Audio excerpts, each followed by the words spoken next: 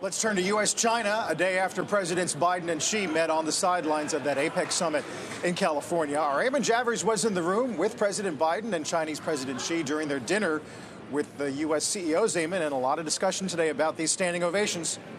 Yeah, that's right, Carl. This was not President Biden, just President Xi of China. I was in the room for this extraordinary evening last night as the leader of the Chinese Communist Party told a room full of many of the wealthiest capitalists in the world that China is ready to be a partner and a friend to the United States. And he drew a standing ovation from the ballroom full of top American executives. Some of the biggest names in finance were there, including billionaire BlackRock CEO Larry Fink and billionaire Blackstone Group CEO Steven Schwarzman, who flanked Chinese President Xi Jinping at the head table during the dinner last night. Also in the front of the room were Tim Cook of Apple and Albert Bourla of Pfizer, among many other American executives. Xi Jinping said that the United States and China have a responsibility to lead the world.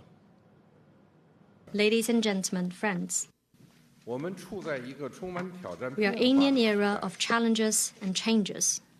It is also an era of hope. The world needs China and the United States to work together for a better future. We, the largest developing country, that is China, and the largest developed country, the United States, we must get along with each other.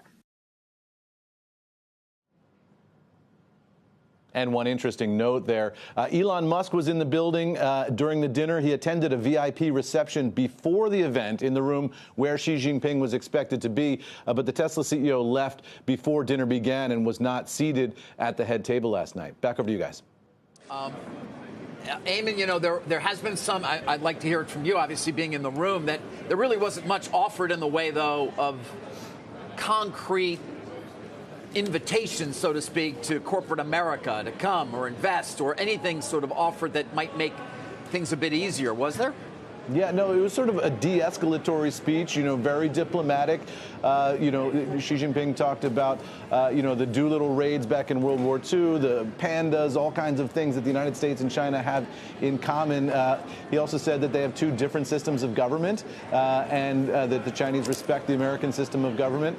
But he did not say specifically, to my recollection, we want you CEOs to invest in China. He did say he wants Americans generally to travel to China. He wants a lot of back and forth. He wants students to come, that sort of thing. But this was just a fascinating moment. I mean, sort of this extraordinary scene where some of the top corporations in the world were gathering to honor Xi Jinping. And the list of names, I tweeted it out a short time ago, of the sponsors and attendees at this event.